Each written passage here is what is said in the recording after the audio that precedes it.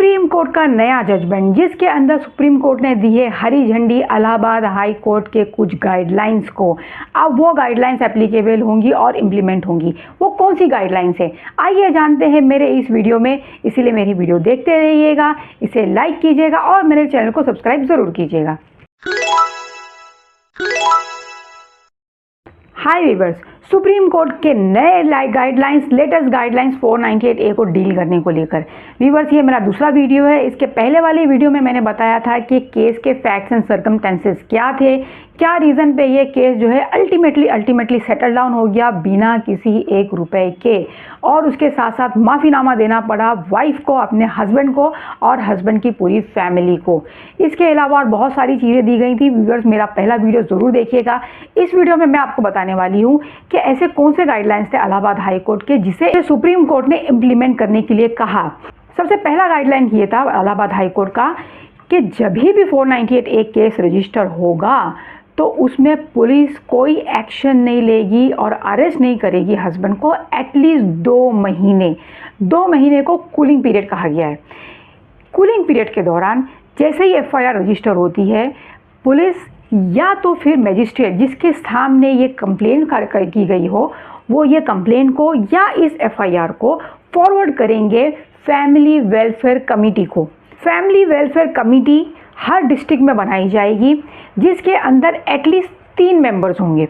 ये family welfare committee को review किया जाएगा टाइम टू टाइम सेशन जज, डिस्ट्रिक्ट जज और दूसरे जजेस के द्वारा, यहाँ तक के फैमिली जज के भी द्वारा। फैमिली वेलफेयर कमेटी में सिर्फ वही मैटर रेफर होंगे जिसके अंदर 498A के अलावा कोई मेजर इंजरीज नहीं होगी, जैसे कि 307, और इसमें कोई ऐसे सेक्शंस इंक्लूड नहीं होंगे जिसका पनिशमेंट 10 साल या 10 साल से ज़्यादा का हो। अब इस वेलफेयर कमेटी के मेंबर्स कौन होंगे? इस वेलफेयर कमेटी के मेंबर्स यंग लोगों को भी बनाया जाएगा, जिसके अंदर यंग एडवोकेट्स होंगे, कुछ ऐसे एडवोकेट्स जिनकी प्रैक्टिस 5 साल की हो, कुछ ऐसे लॉ स्टूडेंट भी जो 5 ईयर से लॉ कर रहे हो और उनका लास्ट ईयर चल रहा हो, फाइनल ईयर चल रहा हो, और वो बहुत ही सोशल वर्कर काइंड ऑफ के लोग हो। कुछ सोशल वर्कर को भी इंक्लूड किया जा सकता है जिनका कोई क्रिमिनल रिकॉर्ड ना हो। रिटायर्ड जजेस हो सकते हैं, रिटायर्ड जजेस या तो फिर कोई एडमिनिस्ट्रेटिव पावर पे जो बंदा बैठा है उनकी एजुकेटेड वाइफ हो सकती हैं। ऐसे बहुत सारे लोग हो सकते हैं जो इसके अंदर मेंबर्स बन सकते हैं। अब इन मेंबर्स का क्या काम होगा वीवर्स? जैसे ही इनके पास ये कोई FIR या तो कोई कंप्लेंट की कॉपी जाती है तो ये लोग समन करेंगे, यानी कि बुलाएंगे हस्बैंड एंड वाइफ को, और सिर्फ हस्बैंड एंड वाइफ को ही नहीं बुलाएंगे, उनके फैमिली के जो एल्डर मेंबर्स होते हैं, 4 उनके एल्डर मेंबर वाइफ की तरफ से और 4 एल्डर मेंबर जो होते हैं हस्बैंड की तरफ से, उन्हें भी बुलाया जाएगा। उनकी एक मीटिंग होगी और ये उस मीटिंग के अंदर मैटर को सॉर्ट आउट करने की कोशिश करेंगे, सेटल डाउन करने की कोशिश करेंगे। फिर उसके बाद जो भी उनका निष्कर्ष निकलेगा उसकी एक रिपोर्ट बनाई जाएगी, जिसके अंदर उनके फैक्ट्स लिखे जाएंगे और उसके अलावा उनका जो पर्सनल ओपिनियन है ये केस से रिलेटेड, वो सारी की सारी चीज़ें इस रिपोर्ट में डाली जाएंगी। फिर ये रिपोर्ट फॉरवर्ड कर दी जाएगी या तो मजिस्ट्रेट को या तो पुलिस को, जहाँ से ये इनको रेफ़र किया गया था FIR या कंप्लेंट। अब पुलिस क्या करेगी या मजिस्ट्रेट क्या करेगा कि जो आगे उनको इन्वेस्टिगेट करना है या आगे उनको जो स्टेप लेना है वो आगे स्टेप्स लेंगे इन रिपोर्ट को मद्देनज़र रखते हुए। इसके अंदर और एक इम्पॉर्टेंट चीज़ ये है व्यूवर्स कि जो फैमिली वेलफेयर कमेटी के जो मेंबर्स हैं उन्हें किसी भी रीज़न से एज अ विटनेस समन्स नहीं किया जाएगा। जैसे कि कोई मैटर अगर चल रहा हो तो उस वक्त मीटिंग के दौरान क्या बातें हुई थी, ये बातें कहने के लिए किसी भी वेलफेयर कमेटी के मेंबर्स को विटनेस के तौर पे कोर्ट में बुलाया नहीं जाएगा, हाजिर नहीं किया जाएगा।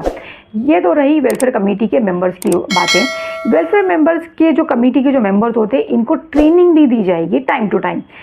सिर्फ इनको ही ट्रेनिंग नहीं बल्कि इन्वेस्टिगेटिंग ऑफिसर IO जो मैटर्स को हैंडल करते हैं उनकी भी ट्रेनिंग बहुत ज़रूरी है। तो ऐसे स्पेशल IO जिनको ट्रेनिंग दी जाएगी, स्पेशल ट्रेनिंग दी जाएगी, जो बहुत ही सेंसिटिव मैटर जैसे कि फैमिली डिस्प्यूट है उसे वो हैंडल कर सके, उनकी ट्रेनिंग के बाद उन्हें सर्टिफिकेट दिया जाएगा।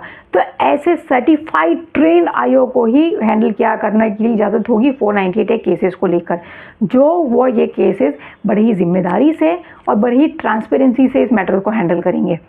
जब तक ये 2 महीने का कूलिंग पीरियड चल रहा है, जब तक ये मैटर फैमिली वेलफेयर कमेटी के सामने चल रहा है, तब तक इन्वेस्टिगेटिंग ऑफिसर या पुलिस ऑफिसर हस्बैंड को या तो हस्बैंड के मेंबर्स को या फैमिली मेंबर्स को या जो भी इसके अंदर एक्यूज है उन्हें अरेस्ट नहीं करेगा, कोई भी कोर्सिव एक्शन नहीं लेगा एक्यूज के अगेंस्ट में।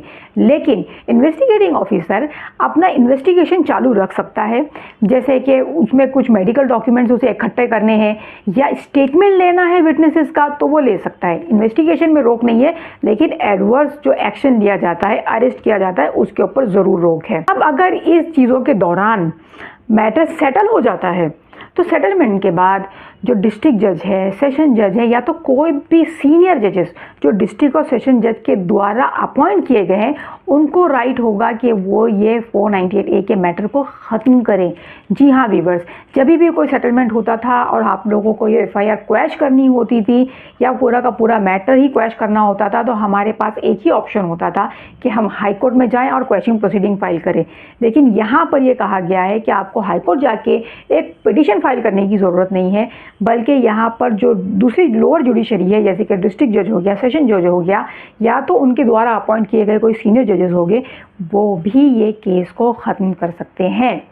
इसके बाद एक और फिर से एम्फेसिस किया गया जज की तरफ से कि जब भी ये कूलिंग पीरियड चल रहा है, पुलिस कोई एक्शन नहीं लेगी। ये जजमेंट था व्यूअर्स सुप्रीम कोर्ट का, जिसके अंदर इलाहाबाद हाई कोर्ट के दिए गए इन गाइडलाइंस को इम्प्लीमेंट करने के लिए कहा गया। इसके अलावा और भी बहुत से जजमेंट्स हैं जो मैं आपके सामने लाती रहूँगी, इसीलिए मेरे वीडियोस देखते रहिएगा। Thank you so much.